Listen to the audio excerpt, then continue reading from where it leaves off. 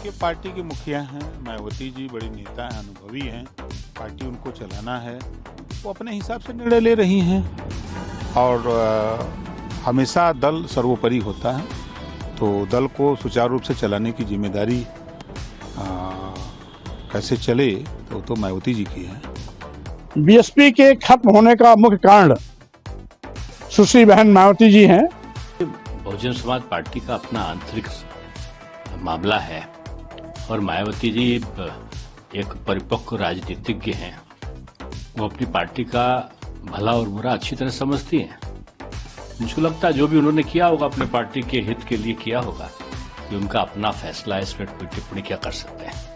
नमस्कार साथियों, विस्तार भारत पे आपका स्वागत है। बहुजन समाज पार्टी सुप्रीमो मायावती जी ने आकाश आनंद को सभी पदों से मुक्त किया। अपने समधी और आकाश आनंद के ससुर डॉक्टर अशोक सिद्धार्थ को पार्टी से निकाला। उसके साथ साथ कल जो बैठक करके उन्होंने कई निर्णय लिए, पूरे देश की राजनीति गर्मा गई है। पूरे देश में इस बात की चर्चा है कि अब मायावती जी का भविष्य क्या होगा। इसमें कई विचार आए हैं, तमाम कमेंट आ रहे हैं। तो हमने 3 कमेंट लिया है। एक लिया है सुहृदेव भारतीय समाज पार्टी के राष्ट्रीय अध्यक्ष ओम प्रकाश राजभर का, क्योंकि बहुजन समाज पार्टी में ये रहे हैं। बहुजन समाज पार्टी के बनारस जिले के जिलाध्यक्ष भी रहे हैं। बहुजन समाज पार्टी से ये चुनाव लड़ चुके हैं।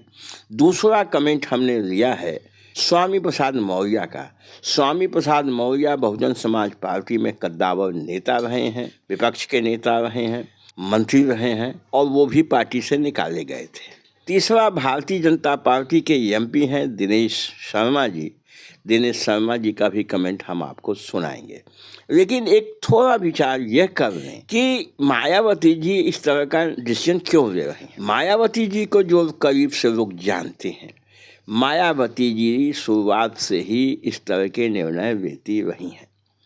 जब उनके दिमाग में किसी के खिलाफ कुछ भर दिया जाता है या स्वयं उन्हें कुछ आभास होने लगता है कि यह उनकी इच्छाओं के विपरीत काम हो रहा है या सामने वाला व्यक्ति जिसमें मैं भरोसा कर रही हूँ ये भरोसे को तोड़ने जैसा कोई निर्णय करने जा रहा है, एक क्षण भी देरी नहीं करती हैं और उस व्यक्ति को पार्टी से निकाल बाहर करती हैं।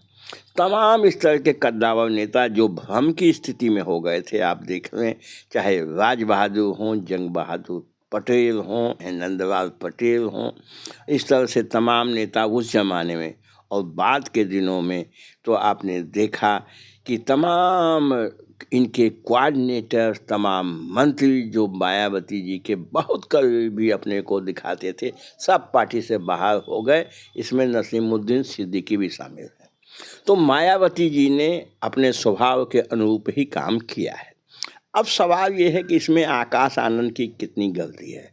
तो आकाश आनंद की गलती जो दिखाई दे रही है, आवश्यकता से अधिक वो चल रहे थे, जितनी ज़रूरत थी उससे ज़्यादा चल रहे थे और उनकी वजह से पार्टी में तमाम तरह की परेशानियां खड़ी हो रही थीं और साजिश के शिकार भी आकाश आनंद हो रहे थे।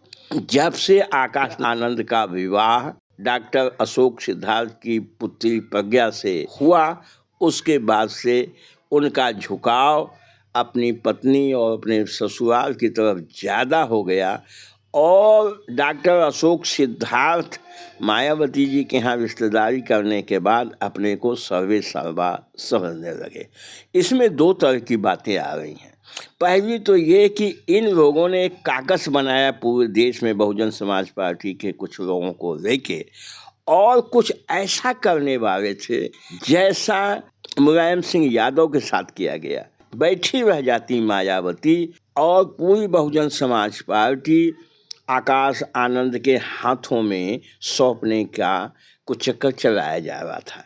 लेकिन बहुजन समाज पार्टी दूसरा संगठन है और समाजवादी पार्टी दूसरा संगठन था। वहाँ तो संभव हो गया, लेकिन यहाँ असंभव ही है, ऐसा मान लेना चाहिए। एक तो ये भी है। दूसरी चीज़ यह है कि इतना तेज चल रहे थे आकाश आनंद, जिसकी वजह से भारतीय जनता पार्टी को परेशानियां हो रही थी और भारतीय जनता पार्टी ने माननीय बहन जी के टाइम का कोई केस उभार के और उसकी फाइल निकाल दी और जांच करा के उस फाइल से बहुजन समाज पार्टी की नेत्री मायावती जी को नुकसान पहुंचाने की या केस को खोलने की तैयारी कर रही थी, यह भी एक डर बताया जा रहा है। तीसरा सबसे बड़ा ये है कि आकाश आनंद जी के जो ससुर हैं, शादी के बाद अपने को पूरी बसपा का मालिक समझने लगे और इतना नजदीक रहते हुए माननीय बहन जी को नहीं समझ पाए और बाहर के लोगों ने भी उनको कुछ इस तरह से मान लिया। इसमें कांग्रेस की तरफ उनके खिंचाव की भी बात आ रही है। खबर तो यहाँ तक है उनकी मुलाकात कांग्रेस के कई वरिष्ठ नेताओं से हो चुकी थी और साथ ही साथ प्रियंका गांधी से भी उनकी मुलाकात हो गई थी। ये खबर कहीं से लीक हो गई और वह चाहते थे कि बहुजन समाज पार्टी का कांग्रेस से समझौता अगले चुनाव में 2027 में हो जाए। तो ये सब बातें जब लीक हुई हैं तो मायावती जी ने अपने स्वभाव के अनुसार एक क्षण भी देर नहीं किया और उनको पार्टी से बाहर का रास्ता दिखा दिया। और इतना ही नहीं, उनके दामाद अपने भतीजे आकाश आनंद को सभी पदों से मुक्त कर दिया। अब पार्टी में 2 नेशनल कोऑर्डिनेटर बनाए गए हैं, जिसमें पहले नेशनल कोऑर्डिनेटर उनके भाई आकाश आनंद जी के पिता आनंद जी, जो पार्टी के उपाध्यक्ष भी हैं, और राम जी, ये दोनों नेशनल कोऑर्डिनेटर बनाए गए हैं। 15 मार्च को माननीय कांशीराम साहब का जन्म दिवस होता है, इस तरह मनाया जाए उसके लिए उन्होंने आवश्यक निर्देश दिए।